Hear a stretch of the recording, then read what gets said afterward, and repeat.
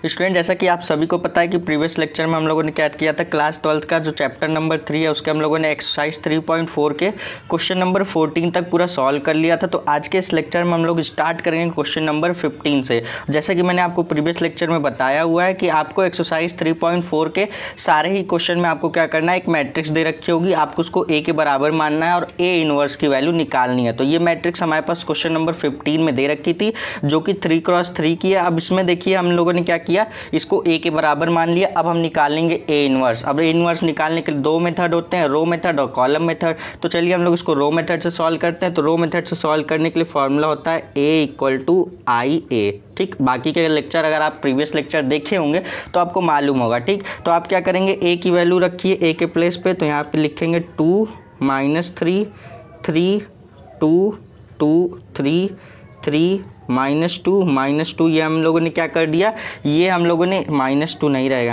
यहाँ पर सिर्फ और सिर्फ 2 है। ध्यान दीजिएगा, क्वेश्चन में मैंने मिस्टेक कर दी है, यहाँ पर -2 है, फिर यहाँ पर 2 है। तो इसी तरीके से अब आपका बिल्कुल करेक्ट है। अब इक्वल टू यहाँ पे हम क्या करेंगे, आइडेंटिटी मैट्रिक्स आई के प्लेस पे। तो 1 0 0 0 1 0 0 0 1। तो ये हमारी आइडेंटिटी मैट्रिक्स हो गई और ए हमारे पास एज इट इज़ रहेगा। अब देखिए हमें करना क्या होता है, ध्यान से सुनिएगा, एक कॉन्सेप्ट आप पकड़ लीजिए। जब भी आपको 3x3 की मैट्रिक्स देखिए, आपको क्या करना है, लेफ्ट हैंड साइड वाली मैट्रिक्स को आइडेंटिटी मैट्रिक्स बनाना है। तो आप क्या करेंगे, पहले इसको 0, देखो ऐसे चलेंगे, फिर क्या करेंगे आप इस पे आएंगे, फिर ऐसे फिर ऐसे फिर ऐसे फिर ऐसे, यानी पहले इसको 0 फिर इसको 0 फिर इसको फिर इसको फिर इसको, ऐसे आप चलेंगे। तो इसमें देखो सबसे पहले आप इसको 0 बनाओगे, फिर इसको डायगोनल को छोड़ दो और ऐसे ऐसे चलते आओ। ठीक, तो विकर्ण को छोड़ के हमें क्या करना है, 0 बनाना है सबको। ठीक, तो सबसे पहले हम क्या करेंगे, यहाँ पर 0 बनाएंगे। ठीक,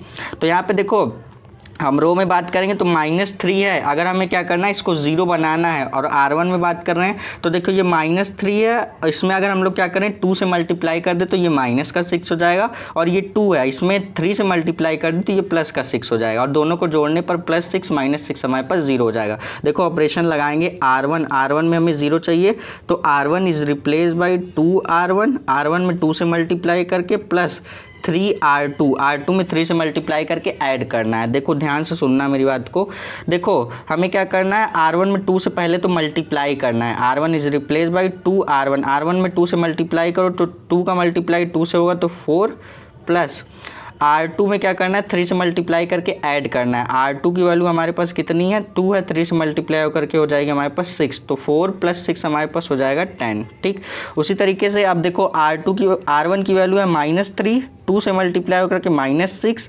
प्लस इसमें हम क्या करेंगे, R2 की वैल्यू है 2, 3 से मल्टीप्लाई होकर के 6, तो +6 -6 0 हो जाएगा। उसी तरीके से R1 की वैल्यू है 3, 2 से मल्टीप्लाई होकर के हो जाएगी 6 प्लस R2 की वैल्यू है 3 से मल्टीप्लाई होकर के हो जाएगी 9, तो यहाँ से 9 + 6 हमारे पास 15 हो जाएगा। और बाकी आपको क्या करना है, दूसरी और तीसरी रो को एज इट इज़ लिख लेना है। ठीक, क्योंकि इसमें हमें कोई भी चेंज नहीं करना है। इक्वल टू, अब वही काम हमें यहाँ पर भी करना है। तो देखिए कैसे करेंगे, अब देखिए R1 में 2 से मल्टीप्लाई करेंगे तो R1 में 2 से मल्टीप्लाई, R1 की वैल्यू है 1, 2 से मल्टीप्लाई होकर के हो जाएगी 2। उसी तरीके से प्लस R2 की वैल्यू है 0, 3 से मल्टीप्लाई होकर के आएगी 0, तो यहाँ से हमारे पास 2 आ गया। अब R1 की वैल्यू है 0, 2 से मल्टीप्लाई करिए तो आएगा 0 प्लस R2 की वैल्यू है 1, 3 से मल्टीप्लाई होकर के आएगी 3, तो 0 + 3 यानी कि 3 आ जाएगा। उसी तरीके से R1 की वैल्यू है 0, 2 से मल्टीप्लाई करोगे तो 0 आएगा, प्लस R2 की वैल्यू भी 0 है, तो ये हमारे पास 0 + 0 0 ही आएगा। और बाकी आपको क्या करना है, दूसरी रो और तीसरी रो को एज इट इज़ लिख लेना है। ये हमने लिख लिया। अब देखिए क्या करेंगे, सेम इसी तरीके से हमने यहाँ 0 बनाया, अब यहाँ 0 बनाएंगे। तो यहाँ 0 बनाने के लिए हम क्या करेंगे, इसमें क्या करें, अगर 5 से मल्टीप्लाई कर दें तो ये 10 हो जाएगा, और इससे माइनस कर दें तो ये 10 - 10 0 बन जाएगा। तो ऑपरेशन क्या लगाएंगे हम लोग, ऑपरेशन लगाएंगे R2 is replace by 5R2 में 5 से मल्टीप्लाई करके -R1 कर देंगे। ठीक, तो देखिए कितना आएगा हमारे पास, R2 हमारे पास क्या है, पहले R1 को एज इट इज़ लिख लेते हैं, पहली वाली रो को एज इट इज़ लिख लेते हैं। अब R1 की बात करेंगे तो R1 में मतलब R2 में देखिए हमें क्या करना है, 5 से मल्टीप्लाई, 2 का 5 से मल्टीप्लाई 10 माइनस R1 की वैल्यू भी है 10, तो 10 - 10 0। उसी तरीके से R2 की वैल्यू कितनी है 2, 5 से मल्टीप्लाई होकर के आ जाएगी 10 माइनस R1 की वैल्यू है 0 तो 10 माइनस 0 हमारे पास 10 आ जाएगा। उसी तरीके से R2 की वैल्यू है 3, 5 से मल्टीप्लाई होकर के आएगी 15 माइनस R1 की वैल्यू भी कितनी है 15 है, तो 15 माइनस 15 ये हमारे पास एक ज़ीरो हमारा और मिल गया, हमारा काम और आसान हो गया। उसी तरीके से तीसरी वाली रो को हमें डिस्टर्ब नहीं करना है, एज इट इज़ हम इसको लिख लेंगे इक्वल टू, ये हमने देखो ये लिख लिया। अब हम क्या करेंगे यहाँ पर भी लगाएंगे, लेकिन दूसरी वाली रो में लगाना है, तो पहली रो को एज इट इज़ लिखते हैं। अब देखिए हमें दूसरी रो में ऑपरेशन लगाना है ना, तो कैसे लगाएंगे। R2 की वैल्यू देखिए कितनी है 0, 5 से मल्टीप्लाई होकर के आएगी 0 माइनस R1 की वैल्यू कितनी है 2, तो 0 माइनस 2 यानी कि माइनस का 2 आएगी। उसी तरीके से R2 की वैल्यू है 1, 5 से मल्टीप्लाई होकर के 5 माइनस R1 की वैल्यू है 3, तो 5 माइनस 3 2 आ जाएगी। उसी तरीके R1 की वैल्यू हमारे पास कितनी 0 का 5 से मल्टीप्लाई तो 0 माइनस R1 तो 0 माइनस 0 हमारे पास 0 आ जाएगा, ठीक। और मतलब हमें तीसरी वाली रो को एज इट इज़ लिख लेना है। अब देखिए हमारा यहाँ 0 बन गया, यहाँ 0 बन गया, अब इसको और इसको 0 बनाएंगे, ठीक। तो देखो सबसे पहले इसको 0 बनाना है हमें, ठीक। तो इसको 0 बनाने के लिए हम क्या करेंगे, यहाँ पे देखो हमारे पास 10 है, पहली वाली रो में अगर हम क्या करें 3 से मल्टीप्लाई करें तो 10 का 3 से मल्टीप्लाई होकर के हो जाएगा 30, और इसका ये 3 है, अगर इसमें 10 से मल्टीप्लाई करें ये हो जाएगा 30, और दोनों को क्या करें माइनस कर दे, तो 30 माइनस 30 हमारे पास 0 हो जाएगा। तो देखो क्या करेंगे, R3 में 0 चाहिए ना, तो R3 इज रिप्लेस बाई क्या करेंगे, R3 में 10 से मल्टीप्लाई करेंगे तो ये 3 का माइनस, यहाँ पे R1 में अगर हम लोग 3 से मल्टीप्लाई करते हैं तो ये हमारे पास 30 हो जाएगा, तो 3R1 हो जाएगा, ठीक। अब देखो 30 हो जाएगा हमारे पास, तो कैसे माइनस करेंगे, तो सबसे पहले हम क्या करेंगे, पहली और दूसरी रो को एज इट इज़ लिखते हैं, और हम क्या करेंगे यहाँ से तीसरी वाली रो में ऑपरेशन लगाएंगे। तो R3 की वैल्यू हमारे पास है कितनी 3, 10 से मल्टीप्लाई होकर के कितनी 30 हो जाएगी, माइनस R1 की वैल्यू है 10, 3 से मल्टीप्लाई होकर के 30, तो ये हमारे पास 30 माइनस 30 0 हो जाएगा। अब R3 की वैल्यू है -2, 10 से मल्टीप्लाई होकर के -20 हो जाएगी, माइनस R1 की वैल्यू है 0, 3 से मल्टीप्लाई होकर के आएगी 0, तो -20 माइनस 0 हमारे पास क्या आएगा, यहाँ से हमारे पास माइनस का 20 आ जाएगा, ठीक। उसी तरीके से देखो R3 की वैल्यू है 2, 10 से मल्टीप्लाई करोगे आएगी 20, माइनस R1 की वैल्यू कितनी है 15 है। यहाँ पे देखो R1 में 3 से मल्टीप्लाई, तो 15 का 3 से मल्टीप्लाई करने पे 45 आएगा, तो 20 माइनस 45, तो कम में से ज़्यादा को माइनस कर रहे हैं तो हमारे पास आएगा कितना आ जाएगा, यहाँ से माइनस का 25 आ जाएगा, ठीक। ये हमारे पास आ गया equal to, right hand side वाले में भी हम यही करेंगे, लेकिन तीसरी रो में करना है तो पहली और दूसरी रो को एज इट इज़ लिख लेते हैं, और तीसरी रो में ऑपरेशन लगाएंगे हम लोग। तो देखिए यहाँ से इसको ए ऐसे ही लेकर चलते हैं। अब देखिए ऑपरेशन लगाएंगे तो कैसे लिखेंगे, यहाँ पे हमारे पास R3 की वैल्यू है 0, 10 से मल्टीप्लाई होकर के आएगी 0, माइनस R1 की वैल्यू है 2, 3 से मल्टीप्लाई होकर के आएगी 6, तो 0 माइनस 6 हमारे पास कितना आ जाएगा, यहाँ से माइनस का 6 आ जाएगा, तो यहाँ से लिखेंगे माइनस का 6। उसी तरीके से R3 की वैल्यू है 0, 10 से मल्टीप्लाई होकर के आएगी 0 माइनस, और यहाँ पे देखो R1 की वैल्यू कितनी है 3, मल्टीप्लाई करेंगे यहाँ से हम लोग किससे 3 से, तो कितना आएगा 9, तो 0 माइनस 9 हमारे पास क्या आएगा माइनस का 9। उसी तरीके से R3 की वैल्यू है 1, 10 से मल्टीप्लाई होकर के आएगी 10, माइनस R1 की वैल्यू है 0, 3 से मल्टीप्लाई होकर के आएगी 0, तो ये हमारे पास आ गया 10, ठीक। अब देखो हम लोगों ने क्या किया, इधर 0 बन गया, ये 0 बन गया, अब इसको 0 बना लेंगे, तो और उसके बाद ये तो हमारे पास पहले से बन गया, अब इसको तो हमारे पास हमें 2 को और क्या करना है 0 बनाना है, तो इसके लिए हम क्या करेंगे, अब देखो हम इसको 0 बनाएंगे, तो इसको 0 बनाने के लिए हम लोग क्या करेंगे, ये हमारे पास देखो R3 है और ये R2 है, अगर R2 में हम लोग क्या करें 2 से मल्टीप्लाई कर दे, तो 10 का 2 से मल्टीप्लाई 20, और दोनों को जोड़ दे तो -20 प्लस 20 हमारे पास 0 हो जाएगा। तो यहाँ से हम लोग ऑपरेशन लगाएंगे, वो भी R3 पर लगाएंगे, तो हम लोग क्या करते हैं ऑपरेशन पहले लगा लेते हैं। तो यहाँ पे लिखेंगे R3 is replace by R3, यहाँ से हम लोग +2R2, ठीक, ये हम लोग करेंगे।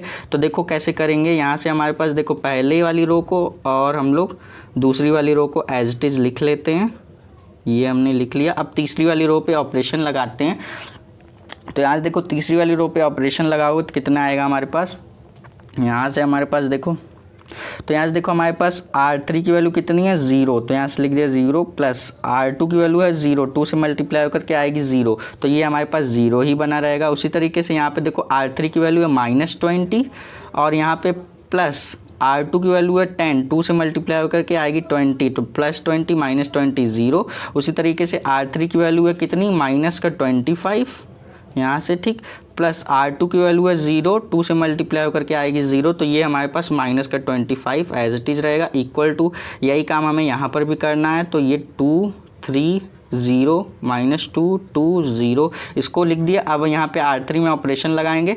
देखो R3 की वैल्यू हमारे पास कितनी है, माइनस का 6, प्लस इसमें करना है R2 की वैल्यू देखो हमारे पास कितनी है, -2 है, 2 से मल्टीप्लाई करके माइनस का 4, तो -6 -4 माइनस का 10 आ जाएगा। उसी तरीके से R3 की वैल्यू कितनी है, -9, प्लस करना है इसमें हमें R2 की वैल्यू है 2 से मल्टीप्लाई होकर के आएगी 4, तो -9 + 4 हमारे पास कितना आएगा, माइनस का 5। उसी तरीके से R3 की वैल्यू हमारे पास है 10, देखो, और इसमें प्लस करना है R2 की वैल्यू है 0, 2 से मल्टीप्लाई होकर के आएगी 0, तो 10 + 0 हमारे पास कितना आएगा, 10 आएगा। अब देखो हमारे पास, देखो ये 0 बन गया, ये भी बन गया, ये भी बन गया, ये भी बन गया और ये भी बन गया। अब हमारा बचता है ये वाला, तो इसको 0 बनाने के लिए हम लोग करेंगे क्या, तो यहाँ से देखो इसको हम लोग क्या करें, R1 को जब 5 से मल्टीप्लाई करेंगे तो 15 का 5 से मल्टीप्लाई 75 हो जाएगा, और R3 को हम लोग क्या करें, 3 से मल्टीप्लाई करेंगे, 25 का 3 से मल्टीप्लाई होकर के हमारे पास ये भी 75 बन जाएगा, और दोनों को क्या करेंगे, जोड़ देंगे, तो हमारे पास +75 -75 0 हो जाएगा। तो उसी तरीके से हम लोग क्या लिखेंगे, R1 पर ऑपरेशन लगाना है, तो R1 is replace by 5R1 में 5 से मल्टीप्लाई कर दो, प्लस 3R3 में 3 से मल्टीप्लाई करके जोड़ना है हमें, ठीक। तो देखो R1 की वैल्यू है 10, 5 से मल्टीप्लाई करोगे आएगी 50, ठीक, प्लस R3 की वैल्यू है 0, 3 से मल्टीप्लाई करने पे आएगी 0, तो ये हो गया हमारे पास 50। उसी तरीके से R1 की वैल्यू है 0, 5 से मल्टीप्लाई करोगे तो आएगी 0, प्लस R3 की वैल्यू भी है 0, तो ये हमारे पास 0 ही रहेगा। अब देखो यहाँ ये वाला ध्यान से समझना, देखो R1 की वैल्यू है 15, अब इसको 5 से मल्टीप्लाई करो तो आएगा 50, और उसी तरीके से हमें देखो क्या करना है, R3 में 3 से मल्टीप्लाई करना, और माइनस का 25 है R3 की, तो -25 का जब मल्टीप्लाई करोगे 3 से, तो माइनस का यहाँ से ये हमारे पास 75 आया था ना, 15 का जब आप क्या करोगे, मल्टीप्लाई करोगे जब 5 से, तो 75 आएगा, और 25 का जब 3 से मल्टीप्लाई करोगे तो -25 का 3 से मल्टीप्लाई -75, तो +75 -75 ये 0 हो गया, और बाकी को आपको क्या करना है, एज इट इज़ लिख लेना है। ये हमारे पास कितना हो जाएगा, 0 हो जाएगा, ये भी 0 हो जाएगा, और ये भी 0 हो जाएगा, और ये 25 जैसे था एज इट इज़ रहेगा, इक्वल टू यहाँ पर भी हमें देखिए इस टाइप के क्वेश्चन आपके लॉन्ग क्वेश्चन बनते हैं, तो आपके मैक्सिमम चांसेस है कि 8 नंबर में पूछे जाने के, ठीक। तो इसी तरीके से देखिए हम लोग यहाँ पर भी यही ऑपरेशन लगाएंगे। R1 की वैल्यू है हमारे पास 2, 5 से मल्टीप्लाई कर देंगे, तो 5 से मल्टीप्लाई करने पर आएगी 10, प्लस R3 की वैल्यू हमारे पास कितनी है, 10, 3 से मल्टीप्लाई करेंगे तो माइनस का, देखो माइनस का 10 है, 3 से मल्टीप्लाई करने पे माइनस का कितना आएगा, 30 आएगा, तो 10 - 30 कितना आ जाएगा हमारे पास, माइनस का 20 आ जाएगा। उसी तरीके से हम लोग बात करेंगे, अब देखो R1 की वैल्यू है कितनी, 3, 5 से मल्टीप्लाई करोगे तो कितनी आएगी हमारे पास, 15 आएगी, ठीक। और उसी तरीके से R3 की वैल्यू है -5, 3 से मल्टीप्लाई करोगे तो ये कितना आ जाएगा हमारे पास, ये भी 15, तो +15 -15 0 हो जाएगा। उसी तरीके से अब देखो R1 की वैल्यू कितनी है, 0, 5 से मल्टीप्लाई करने पे आएगी 0, ये हमने लिख दिया। उसी तरीके से प्लस करना है R3 की वैल्यू हमारे पास है 10, 3 से मल्टीप्लाई करोगे तो आएगा 30, तो ये हमारे पास 0 + 30 यानी 30, और दूसरी वाली रो को एज इट इज़ लिख लेना है, और इसको तीसरी वाली रो को भी एज इट इज़ लिख लेना है। अब देखो हमारे पास ये 0 बन गया, ये भी 0 बन गया, ये मतलब सारा 0 बन गया। अब बचता है डायगोनल को छोड़ के सबसे पहला टारगेट यही होना चाहिए कि डायगोनल को छोड़ के जितने भी एलिमेंट बच रहे हैं सबको हमें 0 करना है, वो भी राइट हैंड साइड वाले मैट्रिक्स में। तो देखो सब 0 हो गया। अब हम डायगोनल पर क्या करें, अगर 1 बना दें तीनों में, ठीक, तो हमारा ये क्या हो जाएगा, आइडेंटिटी मैट्रिक्स बन जाएगा। तो देखो रो 1 में क्या है, 50 है, तो 50 को जब 50 से डिवाइड करोगे तो 1 बन जाएगा। और रो 2 में यानी कि R2 में क्या है, 10, जब 10 को 10 से डिवाइड करोगे तो भी 1 बन जाएगा। अब R3 में बात करेंगे, माइनस का 25 है, तो -25 को -25 से डिवाइड करोगे तो 1 बन जाएगा। तो यहाँ पे देखो 3 ऑपरेशन लगेंगे। R1 को हम क्या करेंगे, R1 is replace by R1 by 50 add रहा है। उसी तरीके से अब देखो R2 is replace by R2 by 10 से क्या करेंगे, डिवाइड करेंगे तो हो जाएगा। उसी तरीके से R3 is replace by minus क्या है, R3 अपॉन -25। अब हमको इसको करेंगे तो हमारे पास 1 बन जाएगा। तो देखो R1 को जब 50 को 50 से डिवाइड तो 1, 0 को जब 50 से डिवाइड तो 0, कोई फ़र्क नहीं पड़ेगा। उसी तरीके से R2 की बात करेंगे तो 0 को जब 10 से डिवाइड तो 0, और 10 को 10 से डिवाइड करने पर 1, उसी तरीके से 0, और ये भी 0, ये भी 0। तीसरे में हमें क्या करना है, -25 का जब -25 से डिवाइड करोगे तो कैंसिल होकर के 1 आएगा, इक्वल टू यहाँ पर भी हमें यही करना है। R1 में देखो क्या करना है, 50 से मल्टीप्लाई, तो ये हमारे पास कितना बन जाएगा, देखो बनेगा हमारे पास -20/50 बनेगा। तो कैंसिल होकर के हमारे पास क्या आएगा, माइनस का 2/5 आ जाएगा। उसी तरीके से 0 को जब क्या करोगे 50 से डिवाइड करोगे तो 0 ही आएगा। उसी तरीके से क्या करेंगे, 30 को जब 50 से डिवाइड करेंगे, देखो यहाँ से देखो जब 30 को हम लोग क्या कर रहे हैं, 30 को जब 50 से डिवाइड करेंगे तो 0 0 कैंसिल होकर के हमारे पास 3/5 आएगा, और ये ए ऐसे एज इट इज़ रहेगा। अब देखो दूसरी वाली रो में हमें क्या करना है, 10 से डिवाइड करना है। तो -2 को जब 10 से डिवाइड करो तो कैंसिल होकर के क्या आएगा, माइनस का 1/5 आ जाएगा। उसी तरीके से 2 को जब 10 से डिवाइड करोगे तो 1/5 आएगा।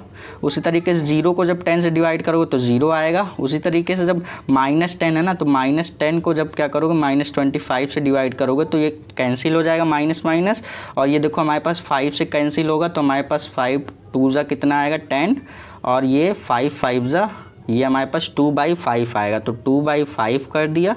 उसी तरीके से जब -5 को देखो यहाँ से देखो जब -5 को हम क्या कर रहे हैं, -25 से डिवाइड कर रहे हैं, माइनस माइनस कैंसिल हो जाएगा, और 5 से 25 को कैंसिल करेंगे तो 1/5 आएगा। उसी तरीके से हम 10 को जब 25 से डिवाइड करेंगे, 10 को -25 से जब डिवाइड करेंगे तो हमारे पास कितना आएगा, माइनस का 2/5 आएगा। अब देखो जैसे ही राइट हैंड साइड वाली मैट्रिक्स आपकी आइडेंटिटी मैट्रिक्स बन गई है, तो ए को आप इधर लेकर आओगे तो ये ए इन्वर्स हो जाएगा, तो ये ए इन्वर्स हो गया, इक्वल टू, अब देखो यहाँ से हमारे पास ये एक आइडेंटिटी मैट्रिक्स बन गई। अब मैंने आपको प्रॉपर्टी बताया ये कैसे ए इन्वर्स बना, देखो ये है आई, अब ये वाला ए इधर आया तो ये हो गया ए इन्वर्स। और मैं आपको बता दूं ये प्रॉपर्टी होती है कि किसी भी मैट्रिक्स का अगर आइडेंटिटी मैट्रिक्स से मल्टीप्लाई करोगे तो वही आएगा। जैसे आपके पास ए इन्वर्स एक मैट्रिक्स थी, आपने क्या किया, उसका आइडेंटिटी मैट्रिक्स से मल्टीप्लाई किया तो ये क्या आएगा, फिर से ए इन्वर्स ही आएगा। तो उसी तरीके से ये ए इन्वर्स, जैसे ही देखो आप ये सब छोड़ो, आपको प्रॉपर्टी नहीं याद रखनी तो कोई बात नहीं, आपको क्या करना है, जैसे ही राइट हैंड साइड वाली मैट्रिक्स आपकी आइडेंटिटी मैट्रिक्स बन जाती है, तुरंत आपके यहाँ पे आप क्या करेंगे, ए को इधर लेके आएंगे तो ए इन्वर्स, और ये जो वैल्यू आई है यही आपकी ए इन्वर्स की वैल्यू हो जाएगी। तो ये हो गया -5, और ये हो गया 1/5, ये हो गया 0, ये हो गया 2/5, ये हो गया 1/5, ये हो गया 2/5। सो स्टूडेंट इसी तरीके के 2 क्वेश्चन और दे रखे हैं, सेम इसी कॉन्सेप्ट पर लगेंगे 3x3 के, जैसे कि क्वेश्चन नंबर 15 मैंने आपको सॉल्व करा दिया, ये आपका फाइनल आंसर होगा। अब क्वेश्चन नंबर 16 और 17 आप लोग खुद से ट्राई करिएगा, नहीं आता है तो कमेंट बॉक्स में पूछ के बताइएगा, मैं आपको सॉल्व करा दूंगा। अगर आप क्वेश्चन नंबर 16 और 17 सॉल्व कर लेते हैं, सेम इसी पर बेस्ड है जैसे ही मैंने आपको कराया, पहले स्टेप बाय स्टेप इस क्वेश्चन को नोट करिए, उसके बाद खुद से प्रैक्टिस करिए। जब ये आपको क्वेश्चन आ जाए अच्छी तरीके से, फिर आप जंप करेंगे क्वेश्चन नंबर 16 और 17 पर, एक एक करते हुए दोनों क्वेश्चन को आराम से सॉल्व करिए। आता है तो ठीक, नहीं आता है तो मैं आपको नेक्स्ट लेक्चर में बताऊँगा। और जैसे ही आप क्वेश्चन नंबर 16 और 17 को सॉल्व करेंगे, आपका ये एक्सरसाइज खत्म हो जाएगा। बचता है क्वेश्चन नंबर 18, वो मैं आपको सॉल्व करा देता हूँ, जो कि एक ऑप्शनल क्वेश्चन है। सो स्टूडेंट चलिए हम लोग क्वेश्चन नंबर 18 को सॉल्व करते हैं।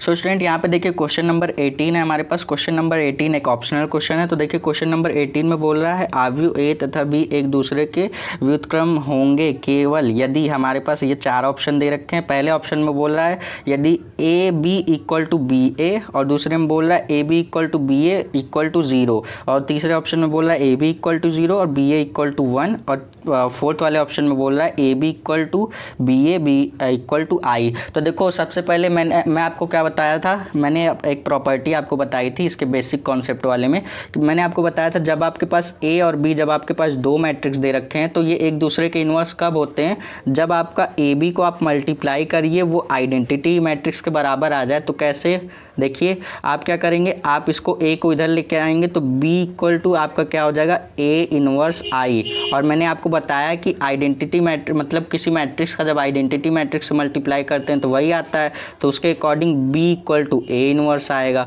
तो यानी कि बी का इनवर्स ए आ गया। अब उसी तरीके से अब इसको आप लिखोगे बी ए इक्वल टू, अगर आप क्या लिखोगे आई, तो यहाँ पे आप देखोगे क्या, अब आप देखोगे A equal to B inverse I, तो A इक्वल टू क्या आ गया, आइडेंटिटी मैट्रिक्स मल्टीप्लाई करने पर वही आता है, तो B इनवर्स आ गया। तो देखो A का इनवर्स है B और B का इनवर्स है A, तो इस कंडीशन में आप क्या कह सकते हैं, आप कह सकते हैं AB जब आपका इक्वल होगा I के और जब BA आपका इक्वल होगा I के, तब इस कंडीशन में आपका क्या होगा, ये दोनों मैट्रिक्स आपस में एक दूसरे के इनवर्स होंगे। व्युत्क्रम का मतलब एक दूसरे के इनवर्स होंगे। तो ऑप्शन नंबर डी आपका बिल्कुल करेक्ट होगा। जब आपके दो मैट्रिक्स मतलब हैं आपके पास, तो ए बी बराबर बी है, जब दोनों ही आपके आइडेंटिटी मैट्रिक्स के बराबर होते हैं तब इस कंडीशन में वो क्या होते हैं, एक दूसरे के इनवर्स कहलाते हैं। सो स्टूडेंट, इसी तरीके से हमारा एक्सरसाइज 3.4 के साथ साथ ये चैप्टर भी हो जाता है पूरा कंप्लीट। अब नेक्स्ट लेक्चर में हम लोग नेक्स्ट चैप्टर की बात करेंगे, जो कि आपका 4th चैप्टर है, जो कि डिटर्मिनेंट यानी कि सारणिक है।